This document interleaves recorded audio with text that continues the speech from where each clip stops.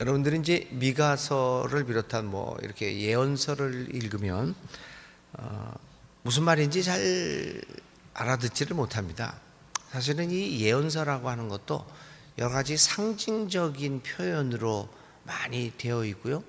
오늘 특별히 이렇게 보면은 이제 그 10절 이하, 8절 이하부터 15절까지는 여러 지명들이 나옵니다.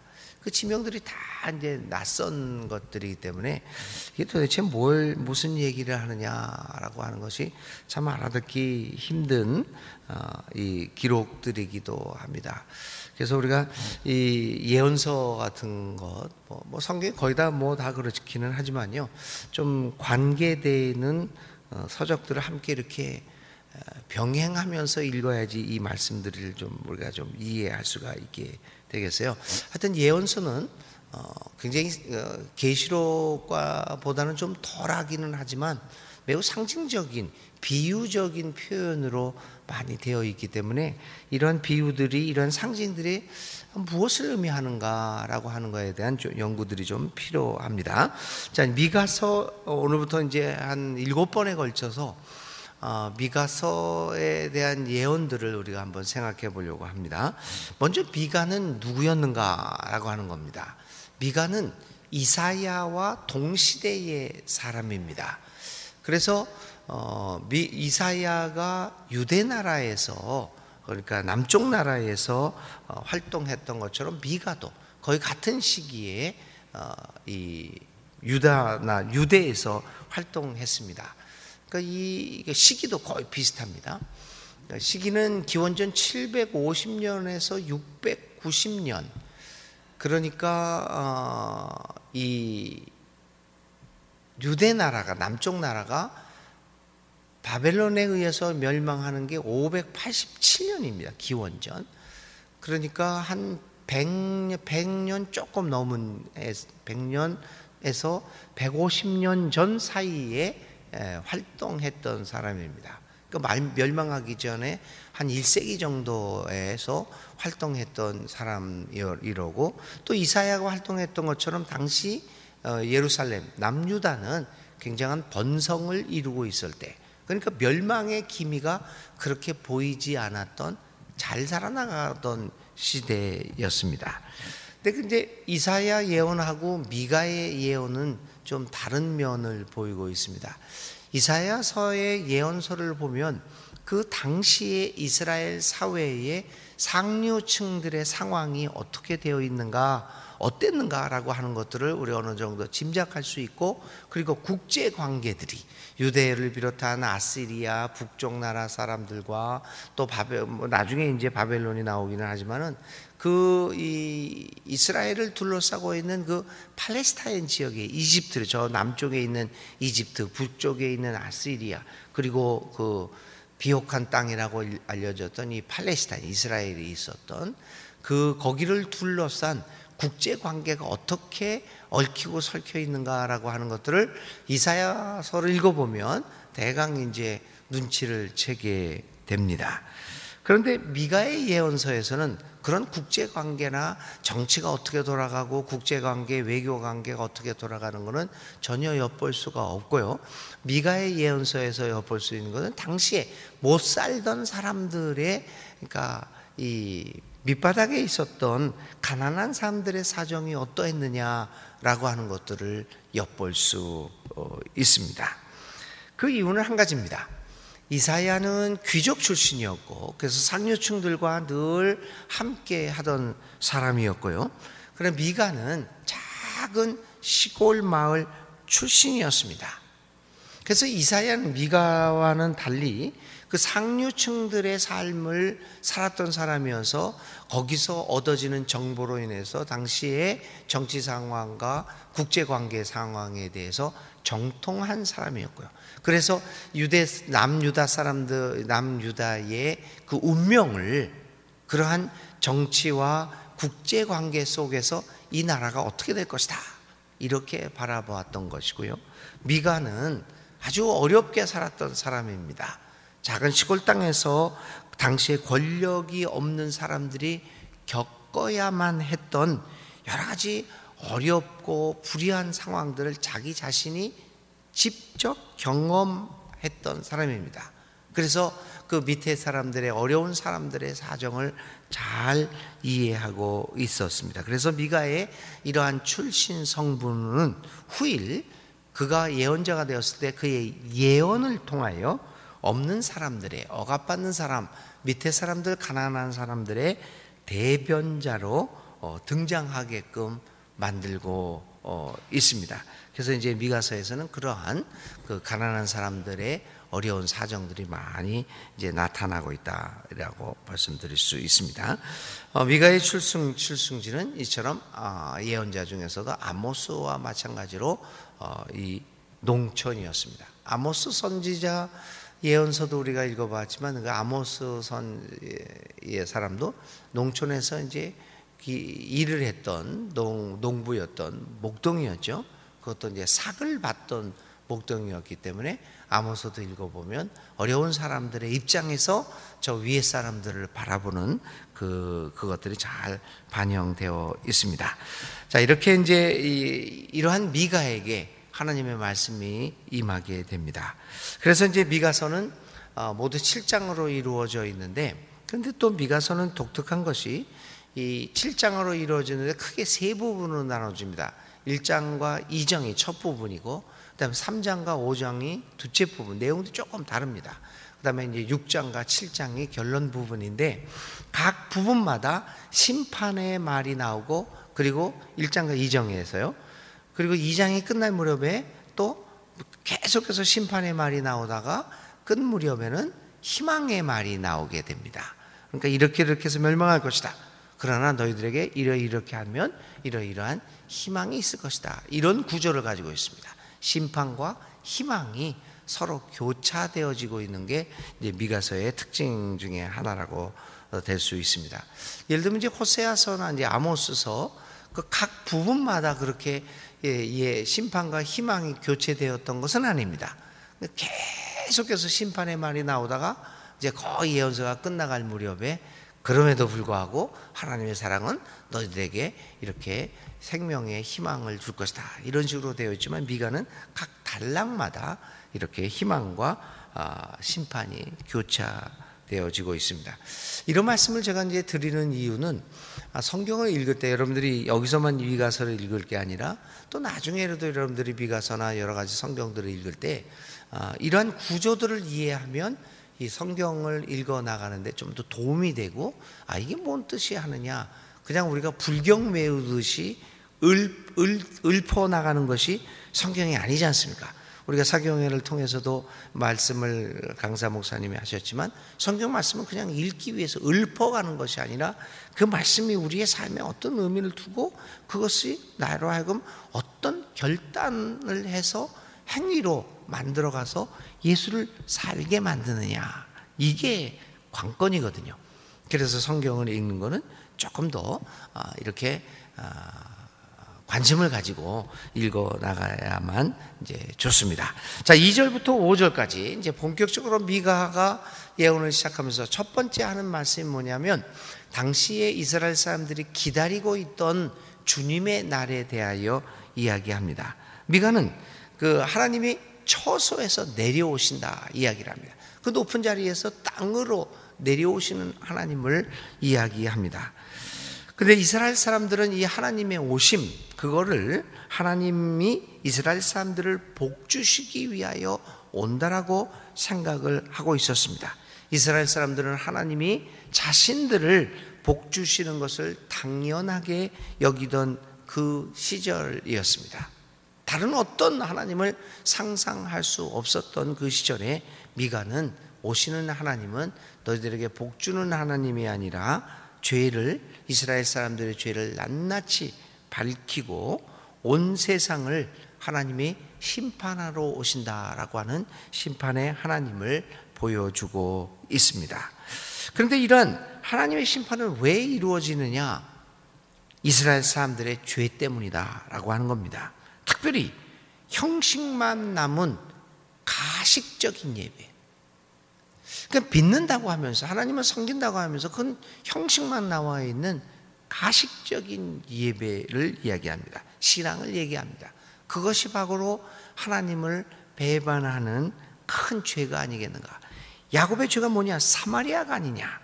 유다의 산당이 뭐냐? 예루살렘이 아니냐. 사마리아의 베델이나 유다의 예루살렘은 신앙의 중심지였습니다. 그러니까 모든 신앙들은 그러한 예루살렘을 중심으로, 예루살렘 성전을 중심으로 이루어지고 있습니다. 그런데 바로 그 예루살렘 성전이 이스라엘 사람들의 죄의 근원이었다는 이야기를 하고 있습니다. 유다의 산당이 무엇이냐? 야곱의 죄가 무엇이냐? 사마리아가 아니더냐? 예루살렘이 아니더냐? 그러니까 결국은 하나님을 섬긴다고 하면서 전혀 하나님과는 상관없고 오히려 하나님을 섬긴다고 하면서 우상을 섬기고 있는, 하나님이 아닌 엉뚱한 것들을 섬기고 있는 모습입니다. 이게 무섭습니다. 유다의 산당이 예루살렘입니다.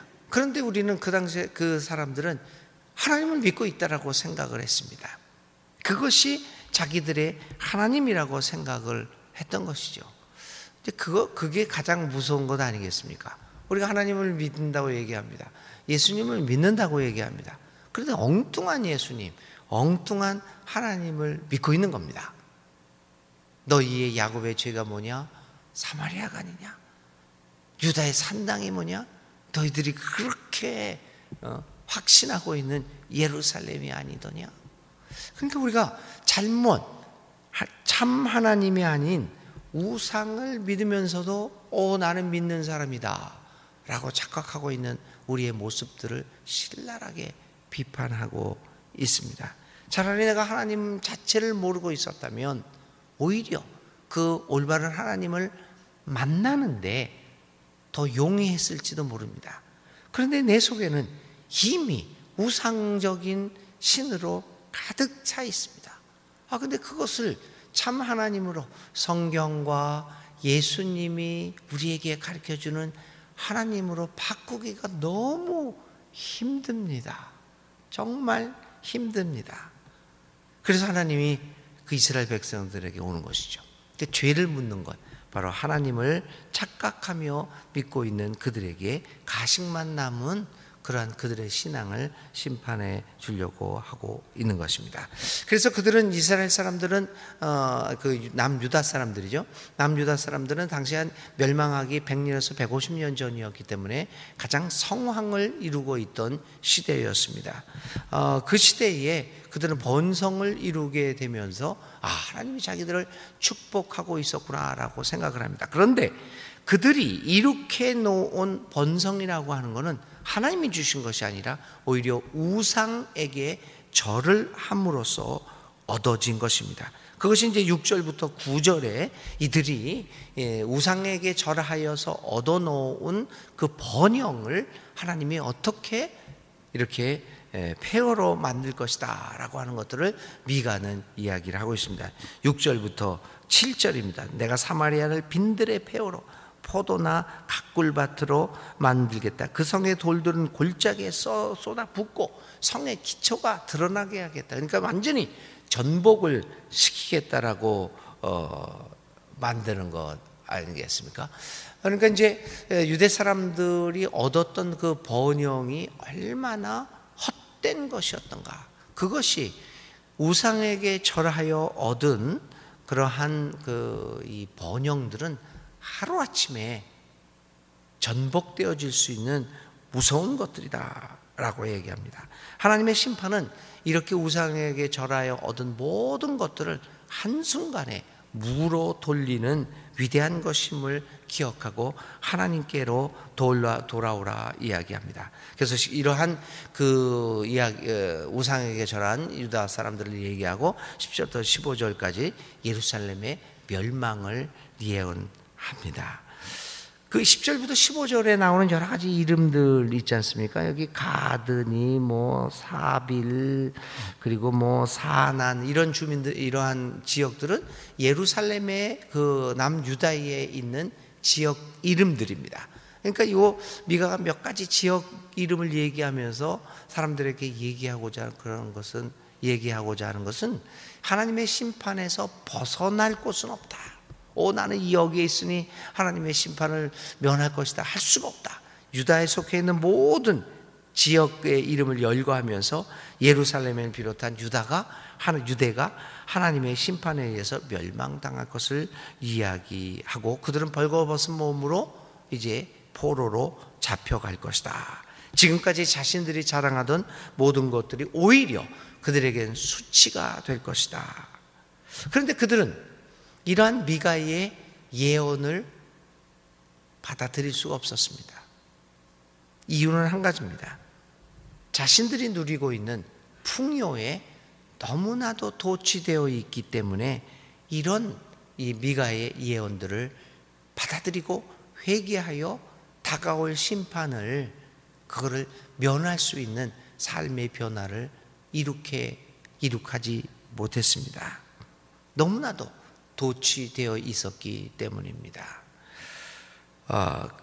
그러나 이러한 도취되어졌던 자기의 삶에 도취되어요 하나님의 뜻을 배반하고 살아갔던 사람들은 이제 나중에 괴로운 난항을 보내게 될 것입니다. 16절에는 그래서 1장은 16절에서 이러한 고난을 당하게 될 것인데, 이러한 하나님의 심판은 계속되어지고 자손들에게까지도, 너희들이 기뻐하던 자녀들로 인하여 너희들이 머리를 밀게 될 것이다, 대머리가 될 것이다, 이렇게 얘기하죠.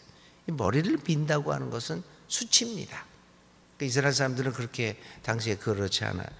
머리를 자르는 것은 이제 수치가 아니겠습니까? 그렇게 기뻐하던 자녀들로 인하여 수치를 당하게 될 것이다. 그러니까 이 부모들의 조상들의 죄가, 심판이 그대로 자손까지 일어납니다. 아직 태어나지도 않은 세대일지라도 전 세대들의 죄는 그들에게, 그 죄에 의한 심판은 그들에게 이어질 것이다. 얼마나 무서운 죄의 결과인가, 이렇게 미가서는 이야기를 합니다. 결국 이제 미가서와 같은 예언서가 이야기하고자 하는 것은 우리들을 겁주기 위한 것이 아닙니다. 우리들에게 공포심을 불러일으키기 위한 것이 그 목적이 아닙니다. 결국은 이러한 예언서를 통해서 오늘 우리들의 상황을 되돌아보고 이 길에서 돌이키라 라고 하는 그 말씀입니다. 그래서 맨 마지막에는 늘 이렇게 여호와의 희망이 있다. 돌이키면 하나님은 그 모든 것을 잊어버리시고 우리를 받아주시고 우리에게 새로운 살 길을 주실 것이다 라고 합니다. 이제 우리가 내일 읽을 2장의 끝에서 다시 하나님으로부터 오는 우리 희망을 다시 한번 보게 될 것입니다. 오늘의 미가서 1장을 통해서 다시 한번 오늘 우리들의 삶이 어떤 삶인가 하는 것을 돌아볼 수 있는 계기가 될 수 있기를 바랍니다. 오늘의 생각할 말씀은 죄와 심판입니다. 죄와 심판에서, 심판을 생각하면 죄에서 돌이킬 수 있는 하루 묵상하면 오늘 하루가 되시기를 바랍니다. 오늘의 기도 드리겠습니다. 주님, 미가 예언자를 통하여 주시는 말씀에 우리를 돌아봅니다. 우리도 당시의 백성들처럼 오늘의 풍요로움에 빠져서 하나님을 배반하고 풍요의 신에 무릎을 꿇고 있는 모습을 보이고 있습니다. 하나님, 오늘 우리도 그들처럼 하나님이 아닌 것을 마치 하나님인 양 착각하며 만족하며 살아가고 있는지도 모릅니다. 하나님, 그러나 결국 이러한 우상 숭배가 우리 모두에게 파멸로 다가올 것을 깨닫습니다. 주여, 회개하오니 우리를 용서하시고 받아주시고 자비를 베풀어 주옵소서.